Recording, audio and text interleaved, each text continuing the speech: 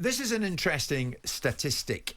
1 year on exactly from his Chelsea appointment, we look at the situation regarding one Graham Potter.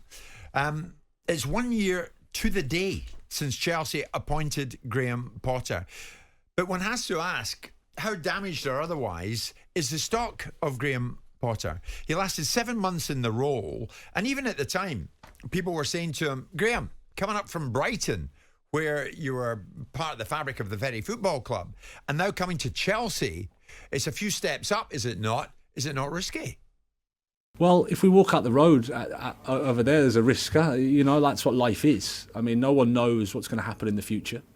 I left England, I think, when I was 30 years old, and I went to a club that had sacked the manager every year for the last 5 years. Fourth tier in Swedish football, left a secure job, left my wife's business, and you know, for an opportunity. And 17 years later, after taking, I think, careful steps with my career, I've haven't just jumped at the first opportunity. I've tried to understand what was involved and whether it was the right time for me to take the next challenge. But I think that's what life is. You know, life's about going outside of your comfort zone. It's about taking responsibility. It's about believing that there's more to us than what sits here now. And like I said, I don't really see it as a risk in a negative way, but I think everything is a bit unknown, and that's the beauty of life. So thereafter, 7 months into a 5-year deal, he was gone. Martin, what's your take on it? Is his stock damaged as a result of him saying yes to Chelsea? Well, look, you just look at the history of the great calibre of managers that have gone to Chelsea in the past, and how many of them have, you know, how long have they lasted? Look, of course, it's not ideal. We wanted to be successful. They paid something like 25 million to take him there. He was achieving quite a lot at Brighton. He kind of got them playing football. We see De Zerbi now taking a lot of the credit, and he's taking it to another level. But I think Graham Potter was instrumental in bringing a lot of those ideas to the club. Of course, it was a club that has great recruitment. He's now at the stage where he's now looking around for a new job. I don't think it's a complete disaster for him. I don't think his stock has fallen as much as people want to say it has. We've seen we're looking at David Moyes now at Manchester United. Didn't work for him, but he's still a good manager. He's still gone to another level. He's still had a very good managerial career. I think he's just going to have to look for the best possible job, Jim, for him to go into. I expect him to do very well, but the next job obviously is critical for him to get back to winning ways. Well, 31 games, I think it was at Chelsea. I think he won 12 games. The manager that superseded him and succeeded him there, the record was even worse. So, you know, you might say, well, okay, how bad was he? But with the players that he had at his disposal and all of the sort of tinkering that he became renowned for, making changes to his personnel from a back four to a back five, went against him in the end. Yeah, I mean, it was reported just the other day, Simon, that Potter declined the chance to replace Laurent Blanc as Lyon head coach. Yeah. But he was always in the conversation when we were talking about sometime in the future, an England manager. We spoke the other day about who may or may not succeed Gareth Southgate if he goes post the Euros next summer. And Potter's name didn't come into the conversation. No, but it was a car crash of an appointment from both parties. Chelsea coming out of a new ownership with a situation with Tuchel, bringing Potter in because he looks and feels like someone they can work with and be progressive in his thinking as they build a different look Chelsea that's centred around younger players and a different outlook and disposition. And then you've got Potter coming into a bigger football club and being given an opportunity. What people have seen and what people will have taken away, and by people I mean people that make decisions at big football clubs, is he couldn't handle the challenges of a bigger football club and a bigger set of players. Now, that's probably unfair, but that's the takeaway. Where does he land now? Where he lands now is the first sensible decision he's made. He has made decent decisions.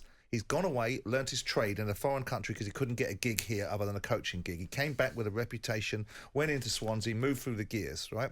And earned himself a place at Brighton and was building a decent side. Out of that comes a reputation. The first sensible decision he's made is to turn down Lyon, because David Moyes took a direction of travel which I think damaged him by going to Sociedad, and it confined him to a different parameter. So whether he's looked at that and gone, because Moyes goes into Man United, an absolute seismic change. Out goes Gill, out goes Ferguson. In comes a different management structure. In comes David Moyes, gets no time whatsoever. The whole culture of United falls down the toilet, and Moyes loses the lustre of what got him the United job in the first place. He then scrabbling for years. He's scrabbling to regain it. He goes to Sociedad. That's not great for him. He goes to Sunderland. That's not great for him. And all of a sudden, David is reclaiming something that we all know him to be, which is a decent manager going into Man United at the wrong time. He compounds it. Now, Potter is more sensible in this instance, and it's very difficult to turn down his opportunities, but you've got to think if you're that good, you're going to get there in the end. Brighton were on a trajectory that people were just going, look at this. This is remarkable. Now, De Zerbi's got the benefit of this wonderful platform that Potter laid. Don't be giving it all to De Zerbi, because De Zerbi picked up this wonderful platform. It's really easy to bounce on a platform or a trampoline that's already been laid out for you. His decision-making process now is not to be out too long, to give himself enough time to recover, to represent himself, but take the right opportunities, and I think he's absolutely right for not going out to Lyon. Okay, There's no doubt he's a good The manager. Premier League is probably where he needs to come back to. It has to be. It's the same know. as Sean Dyche. It has to be. So whoever's first sacked, do you think Potter's name will be top of the list? Well, I think he might have had opportunities already to have been in that position in terms of other football clubs of a lesser stature inside the Premier League. He's got to hold the line, believe in his own value. He's not short of a bob or two, so he won't be in an economically driven situation. So with that in mind, people need to, like Martin will attest to, some of the best players are the ones that haven't played for 6 months when they've been injured. They get better and better the longer they're out. Yeah, the fact he lasted Managers are the 7 same. months, though, does that damage the image of English managers at elite level? Jim, I think you've got to look at the circumstances that he was working under when he went into Chelsea and with the owners that put him there. Do you know, there was absolutely no patience whatsoever, was there, when he went there? It was a mystery to me as to, I think it went against all of his ideals as a manager, because he was nurturing young players at Brighton, and all of a sudden he was being thrown players.